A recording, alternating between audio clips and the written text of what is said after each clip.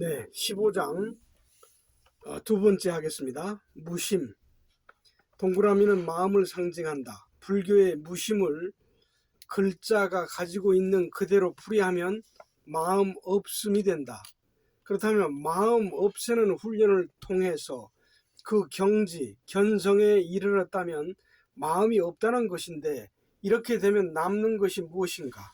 마음이 사라졌다면 남는 것이 없다. 물리적인 실체요, 사람의 주체인 마음이 없다면 이치로 봐서 그것은 이미 죽은 인간이 되어버린다. 앞뒤가 맞지 않는 얘기다. 그러나 사람에게는 분명 마음이 있다. 마음은 엄연히 사람의 본질이자 주체이다. 그런데도 이렇게 전혀 다른 해석이 되어버리는 것은 상형 문자의 취약점 때문이다. 반야심경에서는 견성을 구경, 무심으로 표현했다. 무념무상으로 무심에 이르면 아무것도 없다고 하지만 완전히 아무것도 존재하지 않는 상태는 아니다. 사념만이 사라져 없어진 것이지 본바탕 마음까지 없어진 것은 아니다. 물리적 실체인 마음은 실제로 존재하고 있다. 그러니까 불교에서 말하는 무심은 사념만을 지워낸 상태이다. 그러면 견성한 사람은 영화를 볼 때 슬픈 장면이나 기쁜 장면이 나타나도 무상이라고 해서 무표정하게 보고 있을까? 아니다. 마음의 눈을 올바르게 뜨고 있는 사람만이 영화의 분위기에 따라서 천진난만하게 울고 웃을 수 있다. 자아에게는 즉시성이 없다는 점이 커다란 단점 중의 하나이다. 무엇을 보거나 무슨 이야기를 들을 때 즉각적인 반응을 하지 못하고 전개되는 상황을 우선 두뇌로 입수하여 생각으로 여과시킨 결과에 따라 반응하기 때문이다. 어떠한 상황과 맞닥뜨렸을 때 느낌에 따라 그 즉시 내 대응해 나가면 문제될 것도 크게 걱정할 일도 없을 것이다. 어린 아이들은 즉시성이 강한 반면 나이가 든 사람일수록 둔해진다. 그럴 수밖에 없는 것이 무슨 일이 발생하면 이리저리 온 생각을 동원해서 결정된 후에 행동에 옮기기 때문이다. 그러나 결과에 있어서는 즉시성을 가진 아이보다 생각을 통해 결정 내린 사람이 실수가 많다. 생각에서 비롯된 계획력, 즉시성이 결여된 판단은 직관력을 저해하는 자아가 만들어낸 산물이기 때문이다. 어린 아이들은 항상 즉시성 속에서 살아간다. 무심이 아닌 사람은 영화 속의 슬픈 장면을 볼 때 울긴 울어야겠는데 누가 보는 것 같아 창피하기도 하고 체면 관계도 걸리고 하여 내키는 대로 발산해내지 못한다. 그러나 무심인 사람은 내가 가미되지 않은 순수한 느낌 그대로의 감정을 자연스럽게 표출시킨다. 감정 표현의 수준도 영화가 그려내는 슬픔과 기쁨의 수준만큼만 표출시킬 뿐 생각이 작용하여 부풀리거나 축소시키지 않는다. 감정 표현을 통해서 비교해 볼 때 마음 공부가 깊은 사람일수록 웃음, 기쁨의 양이 많아지고 슬픔의 양은 적어진다. 반면에 생각은 적극적이고 기뻐하는 감정보다는 소극적이고 우울해하는 감정이 더 잘 발달되어 있다는 점이 특이하다. 자아는 슬픔과 비탄 등 어두운 감정에 익숙하다. 그래서 밝고 쾌활한 분위기로 마음을 신속하게 전환시키기가 어렵습니다. 따라서 낙천적이기보다는 비관적인 특성이 강합니다. 공부가 완성된 사람은 상대의 얼굴 표정만 보아도 오늘 하루를 어떻게 지냈는지, 무슨 생각을 했고 무슨 일이 벌어졌는지를 자연히 알아맞힐 수가 있습니다. 그래서 귀신을 속일 수는 있을지 몰라도 눈뜬 성자는 속일 수가 없다고 하는 것입니다. 법력이란 바로 이런 것을 두고 하는 말입니다. 하늘을 나르고 불 속에 뛰어들며 사람의 호기심을 자극하는 샤머니즘을 법력과 혼돈하지 말아야 할 것입니다. 나타난 현상을 통해서 그 이면의 상황을 꿰뚫어 읽어낼 수 있는 안목과 지혜가 진정한 법력입니다. 굳이 알려고 하지 않아도 자연히 알게 되는 일이지만 그런 것을 안다고 한들 무슨 소용이 있겠습니까? 부질없는 짓이죠. 이처럼 무심의 경지에서 오히려 꾸밈없이 감정을 드러낼 수 있는 것은 그 배우의 인간 본래의 주체인 마음이 존재하고 있기 때문입니다. 마음이 존재하지 않는다면 무엇으로 감정을 표현할 수 있겠는가요? 글자 그대로 풀이하면 무심은 마음이 없다는 뜻이 되는데 마음이 없다면 사람의 주체가 없다는 뜻이 됩니다. 아무것도 없으면 의사표시는 어떻게 할 것이며 생활은 어떻게 해나갈 수 있는가요? 상식적으로도 납득하기 어려운 얘기입니다. 그러므로 무심에서 마음 심자를 쓴 것은 표현이 잘못된 것입니다. 심자를 사념으로 바꾸어 놓는 것이 올바른 표현입니다. 무심을 무사념. 자, 신심. 기독교에서 개념인 신심. 하나님의 마음에는 무사념이라는 개념이 없습니다. 오로지 신심만을 추구합니다. 숨용어로 신은 참이다. 그래서 신심은 참마음이다. 무사념은 불교고 신심은 기독교고 이것을 합쳐서 참마음, 숨에서 참마음이라고 합니다.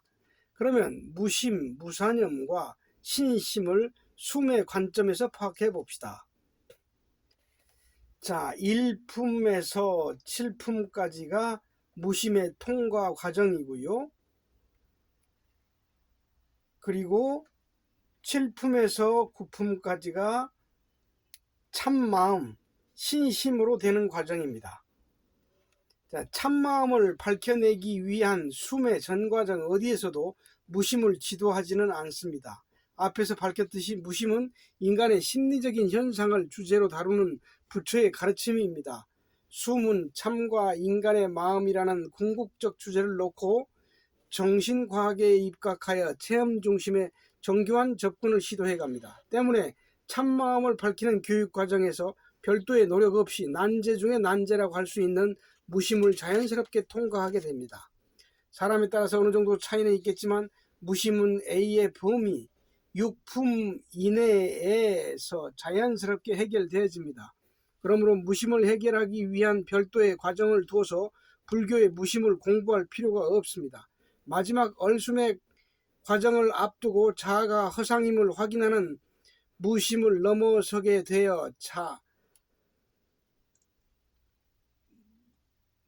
넘어서게 되어 자아에게 근거한 일체의 번뇌와 망상으로부터 자유를 얻는 끊임에 이릅니다.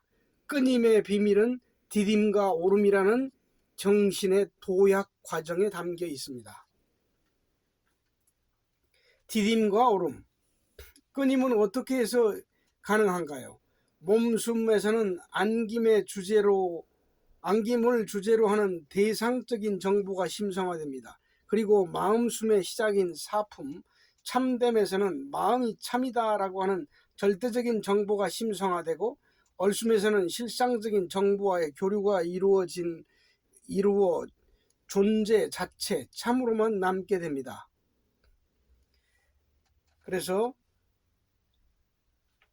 1의식은 그리고 한 생각, 2의식은 느끼고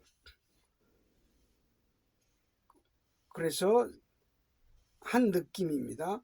3의식은 보는 것입니다. 그래서 오름과 디딤, 생각 없음으로 향하는 기초적인 쉼, 이게 보는 것이죠. 자, 그래서 숨뜻이 가지고 있는 정보를 심상화하기 위한 최초의 매개체는 항상 생각입니다. 생각의 질은 산만하고 복잡하고 여러 가지 생각이 아니고 집중을 통해서 단순화시킨 한 생각입니다. 이 한 생각을 이루는 것이 숨의 첫 단계입니다. 그래서 생각을 잘 가다듬어 질을 높여야 합니다. 어떻게 한 생각만을 계속하는 단순한 방법으로 자아를 떨치고 무심을 얻을 수 있게 되는가요? 그림 A는 정신의 기초 단계입니다. 선을 통한 불교의 무심 공부는 A의 위치에서 그대로 무념무상으로 가지만 숨의 집중은 한 생각을 일으키도록 하여 A에서 B의 위치로 한 차원 올려놓습니다. 이처럼 마음의 경지를 한 단계씩 올라서는 것을 오름이라고 합니다. A에서 B로 올라서는 최초의 오름인 오름 1은 한 생각을 통한 오름입니다. 그러므로 한 생각의 힘으로 올라선 것이 분명합니다.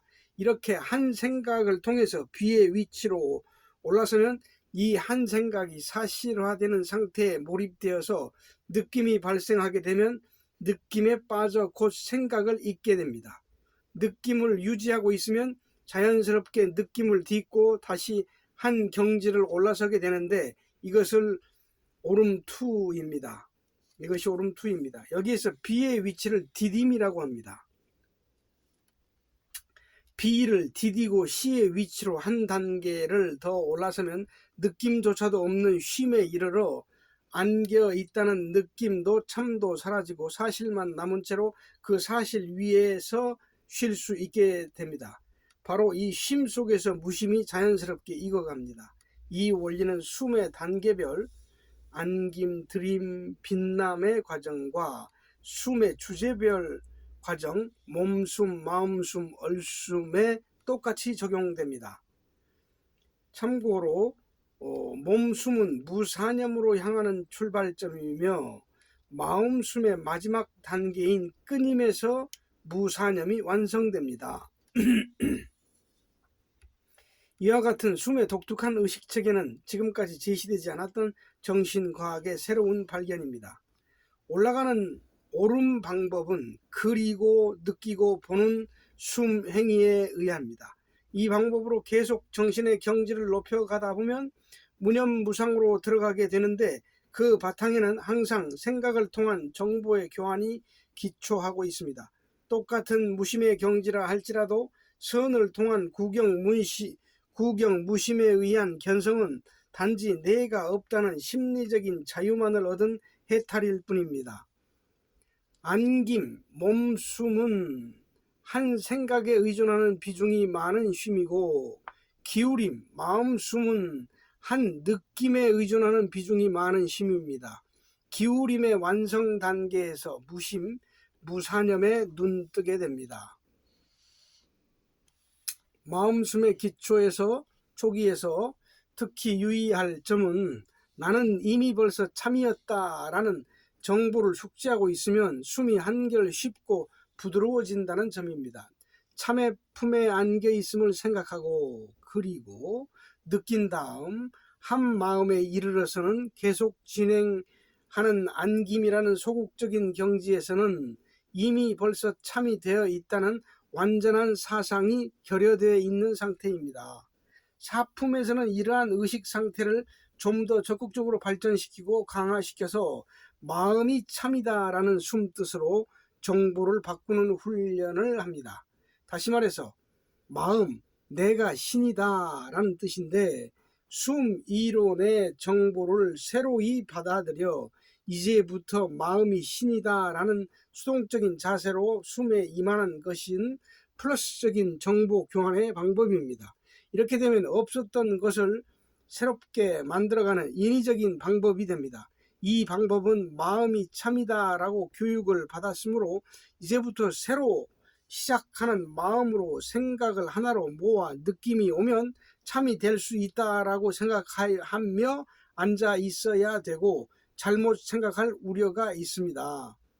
참품까지는 인위적인 노력을 통해서 안김을 했지만 사품에서는 생각을 바꾸어서 이미 벌써 마음이 참 신이다 라고 인정해 두라는 것입니다. 애써 노력하지 않아도 이미 되어 있다라고 생각하며 숨에 임하는 자세와 새로이 정보를 받아들여 참이 되어야 한다라는 부담을 갖고 임하는 자세와는 커다란 차이가 있습니다. 정보 교환이 이미 다 되어 있다는 자세를 가져야 합니다. 정보를 보다 신속하게 고치려면 지금부터 신이 되어야 되겠다라는 인위적인 의식을 완전의식으로 전환시켜서 이미 벌써 완성되어 있다라고 의식하면 그 즉시 앉아있는 부담이 없어집니다. 따라서 숨하기가 무척 쉽고 자연스러워져서 쉼에 이르기가 홀가분해지게 됩니다. 이미 완성되어 있다는 사실을 인정해 나감으로써 갈수록 쉽고 편안한 쉼을 얻을 수 있다는 점이 숨의 마이너스적인 정보 교환 방법이 가지고 있는 가장 큰 특징입니다. 플러스적 인위적인 방법으로 안김을 하거나 기울임을 하면 앞으로도 계속 인위성을 가미해야 쉼을 얻을 수 있게 됩니다. 그리고 안김에서도 과학적인 사실로 이미 벌써 안겨져 있다라는 사실을 인정해 놓고 시작하면 매우 쉬워집니다. 그래서 이미 되어 있다는 완전 의식을 갖는 것이 무척 중요합니다. 그리고 이미 벌써 되어 있다는 자기 암시는 몇 번으로 충분하므로 계속 반복하지 않아도 됩니다. 마음숨의 마지막 단계인 끊임에서 불교의 견성을 부지불식간에 뛰어넘게 되는데 이때 비로소 참인 상태로서의 무심으로 앉아 있을 수 있게 됩니다. 이 상태는 경험해 보지 않고는 이해하기 어렵습니다.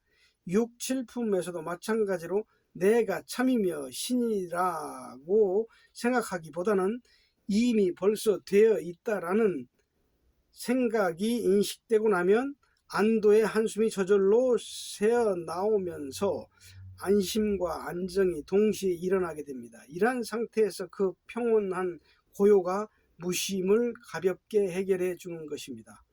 여기서 중요한 것은 디딤을 하여 다져놓고 올라선 무심만이 신심을 가능하게 해준다는 점입니다.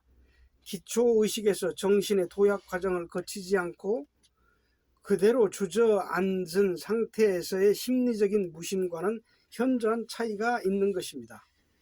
디딤의 목적과 삼위일체, 숨에서 첫 번째로 중요한 것은 참이 과학적인 사실로 존재하고 있음을 받아들인다는 점입니다. 두 번째로는 참의 품에 안겨 있다는 한 생각을 일으키는 것입니다. 생각을 수용함에 있어서 지금 당장 두뇌가 복잡한 사람이 갑자기 무념무상의 상태로 들어갈 수는 없는 일입니다. 무리하게 서두르면 오히려 두뇌만 혼란스러워집니다. 이렇게 복잡한 두뇌의 상태를 숨을 통해서 한 생각으로 유도해주면 여러 가지 생각들에 대한 수용이 쉽게 이루어집니다. 즐거운 놀이와 오락을 할 때는 모든 일을 잊고 밤샘 하기가 쉽지만 가만히 있는 상태에서 밤샘을 지새우기는 어려운 것이죠.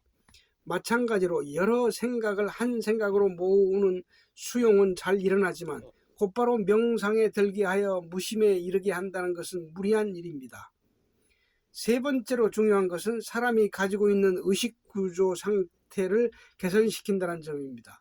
심리학에서도 적극적인 사고방식을 키우기 위해서 많은 노력을 기울이고 있지만 우주의 모든 현상들을 주관하는 참의 품에 안겨 있다는 생각보다 더 적극적인 사고방식은 없을 것입니다.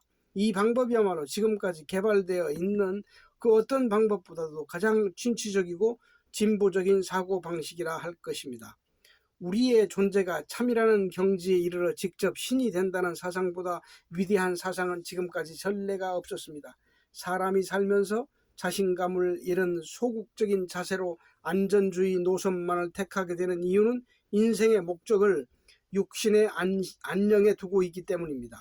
마음의 과학운동인 숨을 통해서 직접 참의 품에 안겨 참과 하나가 되는 이 공부야말로 가장 혁신적으로 사고의 개혁을 이룰 수 있는 지름길입니다.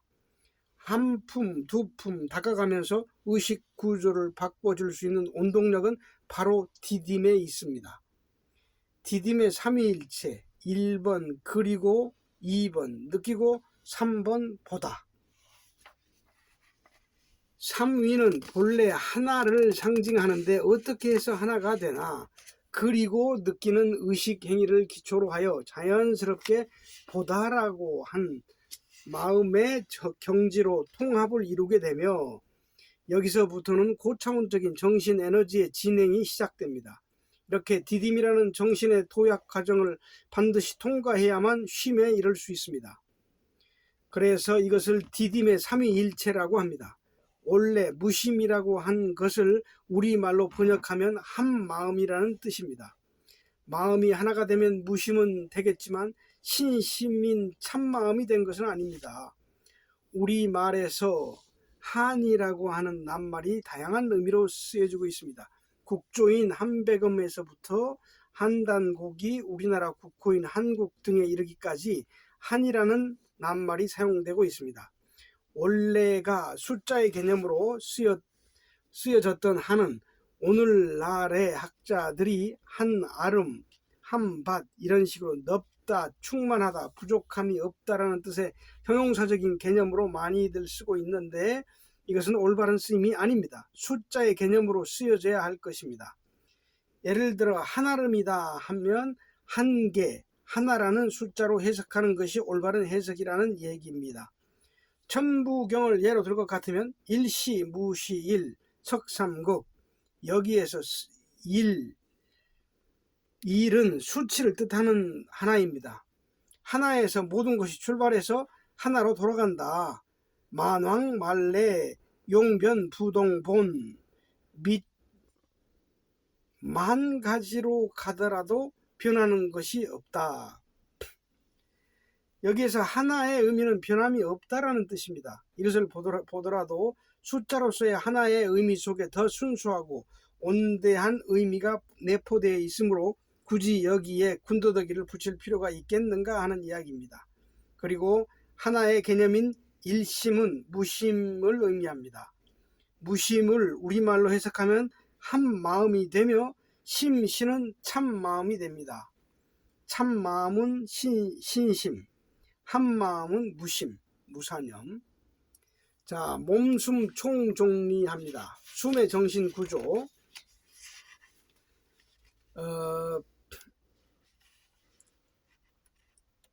첫 번째, 참의 품에서 오르면 안김이 되고 안김에서 오르면 쉼이 됩니다. 그리고 첫 번째 한 생각, 그리고 두 번째 한 느낌, 느끼고 세 번째 한 마음, 본다. 자, 디딤에서 오름하는 한계가 이렇게 적혀 있습니다. 몰두형 집중은 샤머니즘으로 가는 거고 오름은 숨의 방향입니다. 한 마음에서 완성된 느낌은 느낌을 통과한 쉼입니다. 디딤을 통과한 한 마음은 이 상태에서 정신의 진행이 다시 시작됩니다. 디딤을 통과한 한 마음에서 다시 정신의 진행이 시작이 됩니다. 자, 그래서 A, B, C, D 이 그림을 보면은 참의 품에 안겨 있다고 하는 생각에서 한 생각으로 모아집니다. 두 번째, 느낌이 계속 진행되어 갑니다. 안김이 일어난 상태이고요. 세 번째, 느낌을 디디고 넘어서서 의식이 한층 더 발전된 상태에서 쉼입니다. 네 번째, 몰두형 집중이고 이건 샤머니즘이죠. 그렇죠? 자, 비의 상태. 비의 상태에 비는 한 느낌을 말하는 겁니다. 비의 상태에 머물러 느낌을 더욱 강화시킨 상태가 되면 마음과 몸이 바뀌는 듯한 강렬한 느낌이 발생합니다. 몰두형 집중은 A와 B를 계속 오가며 인위적인 집중으로 느낌을 강화시킵니다. 한 생각에 정신을 몰두함으로써 일어난 집중이기 때문에 집중을 풀면 느낌이 사라지고 집중을 강화하면 느낌이 강해집니다. 집중을 더욱더 강화시키면 느낌만이 강해져서 육체의 강력한 발공 현상이 일어납니다. 이것이 기공사가 되는 비결입니다. 숨은 마음을 바꾸고 가슴을 바꾸는 것이 목적입니다. 과학적인 사실을 인정하고 인정한 상태로 가 있는 심리 상태를 만드는 것입니다. 한 생각을 통해서 느낌이 오면 한 생각을 버리고 느낌을 발전시킵니다. 그러면 이 과정에서 묘한 정신현상, 쉼이 나타납니다. 이렇게 한 생각을 통해서 일어난 느낌이 서서히 옅어짐에 따라 더 깊은 정신의 안정이 찾아들기 시작하는데 바로 이 상태에서 쉼이 시작됩니다. 이때 비로소 마음과 몸이 이것이 쉬는 것이구나 라는 확실한 느낌이 들어오게 되는 것입니다. 이 쉼은 참의 품에 안겨 있음에 대한 느낌을 통과, 디딤한 완전한 쉼입니다. 디딤을 통과한 시의 한마음 무사념과 일의식 A 상태에서 얻게 된 한마음 선의 무심과는 경지가 전혀 다릅니다. 그리고 숨의 한마음 상태에 이르게 되면 그것을 기점으로 하여 새로운 정신세계가 계속 이어집니다. 숨의 전체적인 진행은 안김에서 들임으로, 들임에서 기쁨으로 이렇게 단계별로 숨뜻이 가지고 있는 고급 정보를 통해서 마음의 세계로 접근해 갑니다. 안김을 기점으로 해서 마치 대나무 마디마디가 뚫려 나가듯이 계속적으로 에너지가 수반되는 정신적인 진행이 이어져 가는 것입니다. 쉼을 얻기 위해서는 우선 참이라는 대상 속에 안겨야 합니다. 우선 안기지 않고서는 쉼에 이를 수가 없습니다. 사람의 정신구조라는 것은 이렇게 원리를 알고 보면 간단합니다. 다른 방법으로는 진정으로 인간의 마음을 발전시키기 어렵습니다. 지금까지 나와 있는 집중은 오직 한 생각에 일념 집중하는 방식에서 벗어나지 못하고 있습니다. 불교에서는 안김 같은 내용을 가르치는 것이 아니고 자아, 생각 없음만을 집중적으로 가르칩니다. 삼송리 별곡 27의 시풀이를 봅시다. 부디 생각 없는 나라로 오라. 부디 생각 없는 나라에 살라. 이건 생각에 매이지 말고 해방되어 행복하고 편안하게 살라는 부탁의 말입니다. 생각 없이 어떻게 살 수 있을까요? 생각은 필요할 때만 쓰면 됩니다. 의사가 환자를 마취시켜 놓고 수술을 해야 될 때 생각이라는 것을 이용하지 않으면 수술을 할 수가 없습니다. 이럴 때는 수술에 필요한 모든 지식과 정보 능력을 총동원하기 위해서 생각을 최대한 활용해야 합니다. 수술 준비는 모두 마쳐놓고 무심한 상태를 풀지 않으면 몸을 움직일 수가 없습니다. 사람은 생각을 통하지 않고서는 활동할 수가 없습니다. 때문에 생각 없이는 어떠한 행위도 하지 못합니다. 생각은 사람이 살아가면서 이용해야 할 물건에 불과한 뇌의 생리적인 기능이며 마음을 보조하는 하나의 기능일 뿐입니다. 그러므로 기능을 단순히 이용하는 차원에서 사용되는 것입니다. 하지만 생각을 자기라고 인정해 놓고 생각에 되매여서 평생을 노예로 살고 있는 것입니다. 진정한 주체인 마음의 존재를 미처 깨닫지도 못하고 의미 없는 생을 마치게 되는 것입니다. 생각과 마음은 이렇게 다릅니다. 생각이라는 것은 삶을 위해서 물건처럼 지혜롭게 사용하면 되는 물건에 불과한 존재입니다. 이것에 빠져서 수고하고 애쓴다는 것은 참으로 억울한 일입니다. 생각이란 것의 정체를 알지 못하는 사람은 삶이 고통스러울 수밖에 없습니다. 이것이 지옥이고 염라대왕이며 사탄인 것입니다.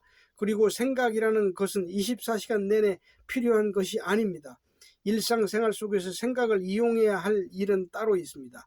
우리들이 잠자는 시간을 제외한 나머지 시간 동안 생각을 동원해야 할 일이 그리 많지는 않습니다. 특히 같은 일을 단순 반복하는 일은 생각의 필요성이 별로 없습니다. 일반적으로 사람들이 사용하고 있는 생각의 양이 100이라면 그 중에서 약 90 이상은 불필요한 생각입니다. 굳이 생각을 움직이지 않아도 될 일을 생각으로 처리하고 있는 것입니다. 오늘 당장에도 이 일이 어떻게 전개될지 예측하기 어려운 상황에서 내일 일어나게 되는 일까지 어떻게 미리 짐작하고 준비한다는 것인가요? 내일 일은 놔두고 당장에 닥치고 있는 오늘 일을 열심히 하는 것이 오히려 내일의 일에 도움이 됩니다. 내일의 일까지 오만 가지 생각을 끌어안고 있으니 고통이 줄 수밖에 없습니다. 생각에 의존하다기보다는 현재의 사실만 가지고 처리하는 것이 오히려 좋은 결과를 가져다 줍니다. 차를 운행하지 않을 때는 기어를 중립에 두었다가 필요할 때는 기어를 사용하듯 생각이 필요할 때 생각이라는 기어를 사용하면 될 것을 생각이 필요 없을 때에도 기어를 중립에 놓지 않는다. 없을 때는 기어를 중립에 놓지 않습니다. 심지어는 잠을 자거나 만나는 음식을 먹거나 재미나 있는 오락에 심취해 있을 때에도 최소한 일단 기어를 쓰고 있는 것입니다. 이럴 때는 1단까지라도 낮추지만 다른 때는 거의 5단 위치에 놓고 생각을 총동원시킵니다. 그러니 두뇌에서 소모되는 그 에너지가 얼마나 많겠는가요? 고귀하게 쓰여져야 할 정신 에너지가 이렇듯 불필요한 일에 소진되므로 현대병에 시달리게 되고 특히 암의 마수에 쉽게 걸려드는 것입니다. 생각이라는 것을 흔히 신경 쓰인다라고 합니다. 신경이라는 단어는 한자 말입니다. 정확히 말하면 신경이 쓰인다가 아니고 생각을 쓰고 있다가 맞습니다. 심사숙고해서 결정한 생각의 힘으로 매사가 잘 되는 것이 아닙니다. 세상살이는 목숨을 다하는 순간에 이르기까지 미해결되는 영원한 문제일 뿐입니다. 그럼에도 모든 사람들은 생각이라는 것을 통해서 세상살이를 계획하고 정리정돈하면서 살려 하고 있습니다. 생활 문제, 아이들 교육, 남편의 사업 성공, 걱정 없을 만큼의 생활 여건을 준비해 놓겠다는 최소한의 기대, 세상살이가 안정돼야만 자신의 안정이 가능할 것이라는 인생에 대한 준비, 이것이 생각이라는 덫이요 망상입니다. 장래를 위해서 저축을 늘리고 검소하게 살다가 기회가 닿으면 좀 더 실속 있는 일을 하겠다는 계획, 이 계획이 이루어지는 그날까지는 조마조마하여 결코 밝은 마음을 가질 수 없습니다. 생활은 쪼들리고 할 일은 많고 걱정이 앞서면 생활이 편안할 수가 없습니다. 가계가 안정되고 편안해진 미래의 어느 시점에서 얼굴 펴고 웃어보자는 기대는 어리석은 생각일 뿐입니다. 세상살이는 그 자체가 혼란입니다. 바탕 자체가 혼란스러운 세상과 인생을 완벽하게 정리정돈하면서 살고자 하는 생각은 모순 중에서도 큰 모순입니다. 정리정돈하여 다듬어 낼 수 있는 것은 오직 인간의 마음뿐입니다. 세상에는 평생을 쓰고도 남을 만한 재산을 가지고 있는 사람들이 많습니다. 그들에게 뜻이 있고 원대한 목표가 있다면 무엇인가? 사회에 유익한 일을 하면서 여생을 알차게 보내고자 마지막 순간까지 활기찬 생활을 할 수 있습니다. 그러나 사명감도 생에 대한 목적도 없는 사람은 경제적인 풍요 속에서 걱정 근심 없이 그저 하루하루가 막연히 즐겁게 되기만을 바랄 것입니다. 이렇게 되면 자기 발전을 이루기 어렵습니다. 변화와 시련, 특히 불안정한 환경은 사람의 건전한 욕구를 촉진시켜줍니다.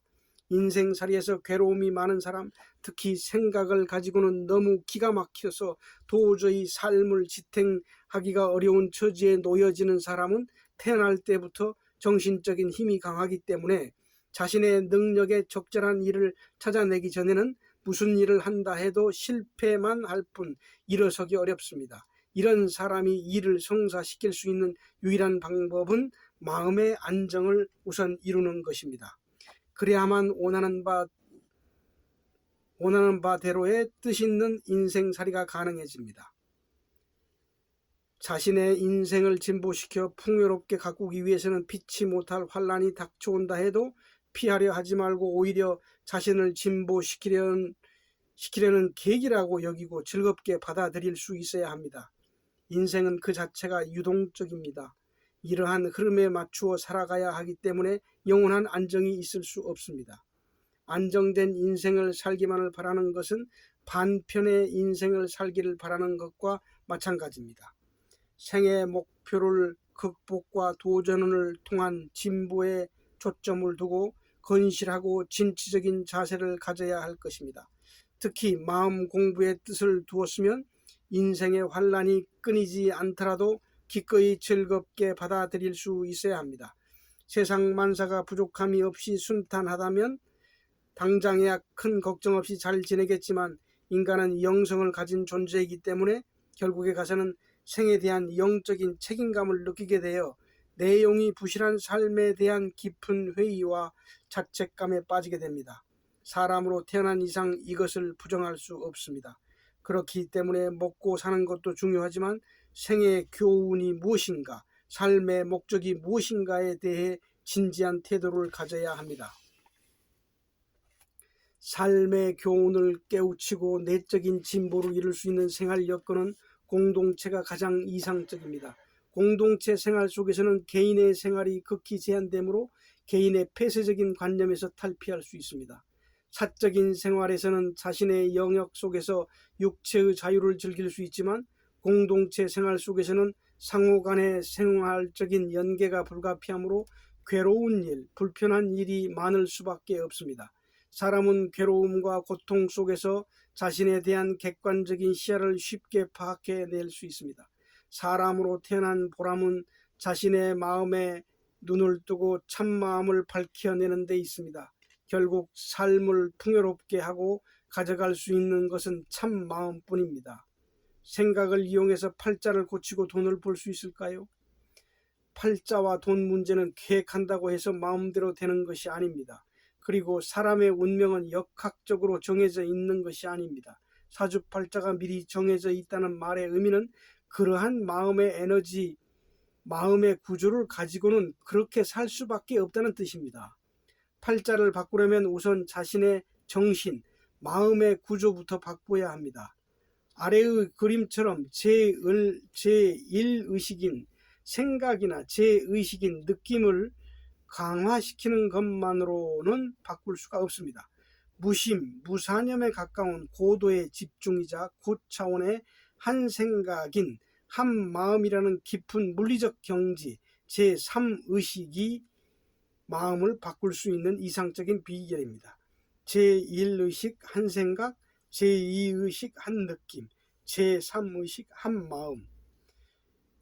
기독교는 제2의식에서 가다가 중간에서 다시 되돌아갑니다. 기독교에서는 생각을 통해서 하나님 품에 안깁니다. 그러므로 항상 하나님의 품에 안겨 있다는 것에 대해 감사히 여기는 것을 신앙인의 도리라고 생각합니다. 이렇게 되면 오로지 하나님에 대한 생각에 안주하고 집착해야 되므로 다른 생각을 멀리 할 수밖에 없습니다. 그래서 하나님의 품에 안겨 있는 생각만을 하기 위한 수도원이 필요하게 된 것입니다. 그래서 공동생활을 하는 신부, 수녀라는 수도사가 생겨나게 된 것입니다. 수도사들의 수행 방법도 A에서 B를 왕복하지만 어쩌다가 C의 위치에 이르러서 하나님의 품에 안겨서 동행한다는 느낌을 가지려다 보면 오히려 하나님에 대한 생각이 희박해지므로 뭔가 잘못 가고 있다는 생각을 하게 됩니다. 오히려 하나님과 멀어지는 것이 아닌가 하는 생각이 들어오게 되므로 우연히 그 경지에 들어서게 된다 해도 하나님을 놓치는가 싶은 생각에서 안김의 느낌으로 되돌아 나오게 됩니다. 숨은 일품에서 얻어낸 한 마음을 계속 붙들고 발전시켜 구품까지 몰고 갑니다. 인생을 한 생각, 한 느낌이라는 기공사의 차원에 머물게 해서는 도저히 바뀔 수가 없습니다. 기독교나 가톨릭 계통에서 예수의 가르침을 승계할 수 있는 성자가 나오지 않는 이유가 바로 이 점에 있습니다. 특히 개신교에서는 더 어렵습니다. 기도에만 매달리다 보면 착각이 일어나서 환상이 보이게 됩니다. 이 착각이 기도에 대한 하나님의 응답인 줄로 오해하여 계속 심취하게 됩니다. 그러나 가톨릭에는 유럽의 중세기에 발달한 묵상을 통해서 C의 위치에까지 왔던 사람이 더러는 있었던 흔적을 찾아볼 수 있습니다. 그 대표적인 인물이 성 프란치스코입니다. 시대가 달라 직접적인 대면은 없었기 때문에 확실치는 않지만 그 당시의 언행으로 봐서는 C의 위치까지 왔다고 봅니다. 제3의식까지 넘어오게 되면 일반 신부들보다 특별히 다른 태도를 보이게 됩니다. 이처럼 디디고 올라서 한 마음에 이른다는 것이 매우 중요합니다. 요가, 기독교, 천주교 등은 비의 경계를 넘어서지 못하고 있습니다. 그래도 불교는 무심을 이용해서 C의 위치까지 왔습니다. 숨을 통해서 각 종교의 목적은 물론이고 요가, 선도, 기공 등 모든 수도의 목적을 이룰 수 있습니다. 네, 여기까지 15장 마치겠습니다. 감사합니다.